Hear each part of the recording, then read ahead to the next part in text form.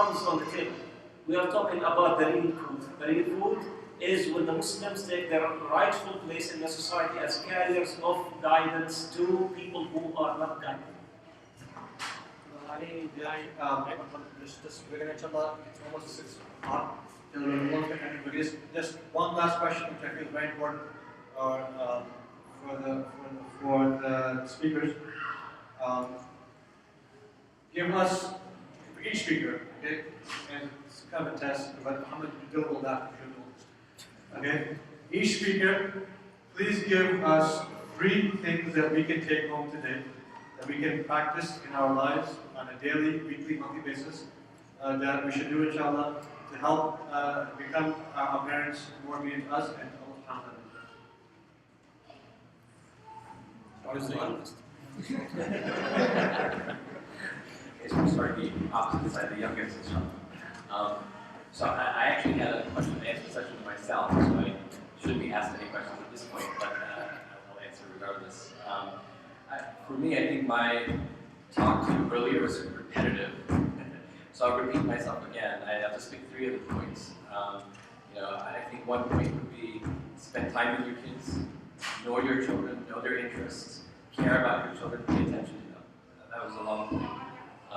The second point is to not leave your children to graze, as Brother Muhammad said earlier, but to actually invest in their future and raise them, provide guidance. And for us, we're blessed with the guidance of Islam.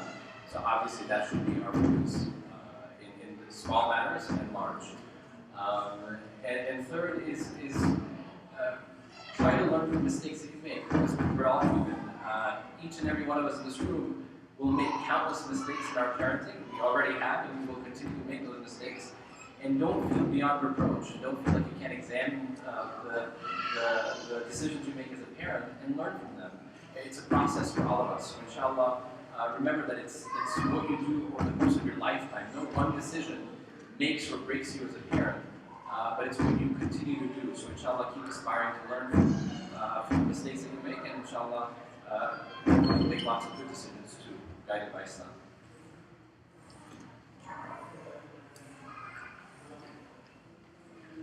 Three things: the good coffee that we had here, and well, 3 things basically.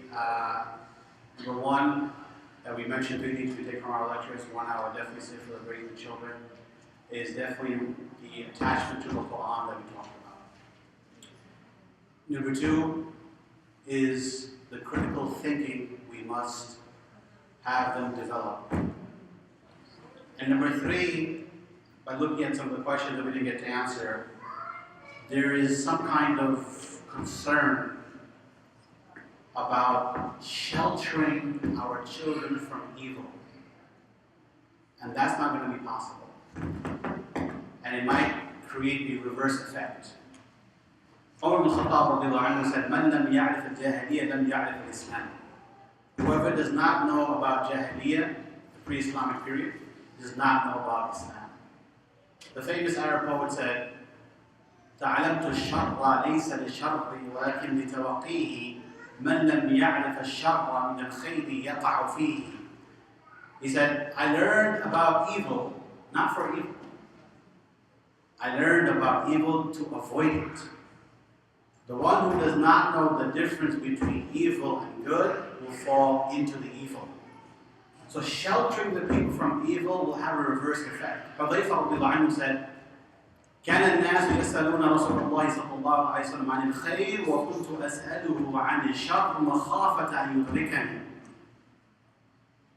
He said, the people used to ask the Prophet ﷺ about the good.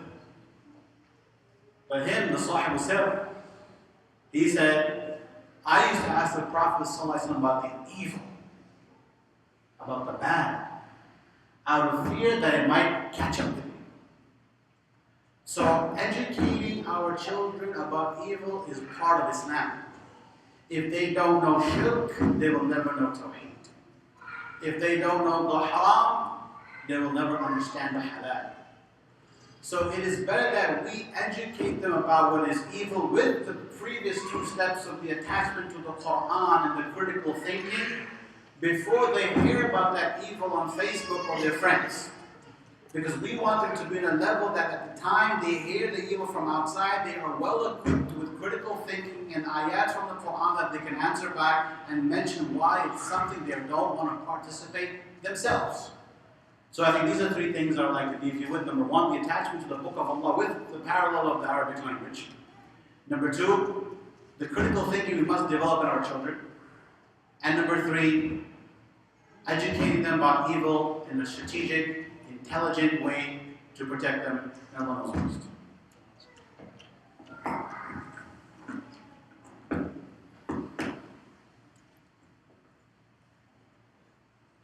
We will talk about three things.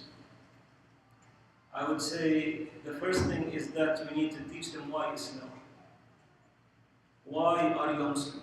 We never, as people who were born Muslims, we were never really taught why you're Muslim. While in the books of Islam, in the books of Aqidah, in the books of Tawheed, there are tons and tons of evidences talk and discuss the proofs about Islam being the valid deen and the other beliefs being invalid, because you have the Muslim scholars refuting the other ideas and the other books. This is in our culture. And if you notice that in Quran al-Kareem, as a style, as an approach of the arguments, but always we mention the arguments of the people who have ideas different from those of Islam, then they find the Quran refuting them. You know, the Christians said that God is three, and then the Quran goes to refute them, etc. We have to teach them why Islam. We have to understand that our children in public school are learning why secularism. Meaning, why is it an irreligious society? You know, and I said why with a doctor.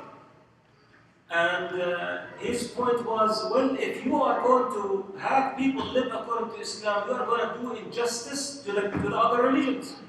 And therefore, Muslim doctor. And therefore, the proper thing is not to rule by any religion. Don't let any religion dominate any religion. You know? This is what they are taught. And now the question is, so that doesn't linger in your mind, by the way, then by that actually you have given the upper hand to those who do not believe in religion to dominate those who believe in religion. You're still the idea of somebody actually, quote unquote, did injustice to somebody, it's still established because you're still giving the upper hand to some idea. But the point is, you need to teach them why Islam. And the second thing is, the teaching has to be done in action as well as words. Spend time with your children, this is a fact. Let's not fall into the trap. Let's not be just simply followers. Here's what it is. In the Western culture, because everything is materialism, everything is about how much money involved.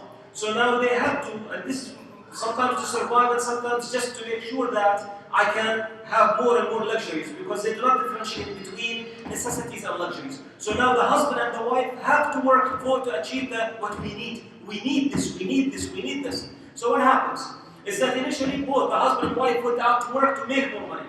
Now they start realizing that, wait a minute, our children, they really cannot be raised by themselves. The family is falling apart. So what do? One of us has to sacrifice their job.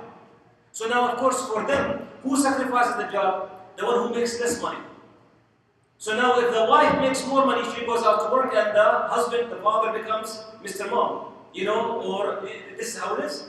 Now they are realizing that the value of spending time raising their family, and we are still caught up in the old track, and still caught up with the old model. That, you know what, both of us have to do it because we need the bigger house, we need the fancier car, we need. And what really matters the most, our children, whom we claim we do all this for, you know, actually we don't even know. Let's spend time with them. And quality time does not necessarily mean let's go fishing, even though it might be involved. But it means really just to sit, to get to know each other, to be together. You know, the third is that let the learning be a joint learning. Be a joint learning. You know, in other words, don't let make yourself as if you're the Superman who knows all and who is addressing them from this high-handed. This does not mean to leave you in position as the father, as the authority. You know, but it means that you still realizing, making them understand that it is a constant struggle, a constant battle against ignorance until we die. In Anya, make it 4 actually, be in the old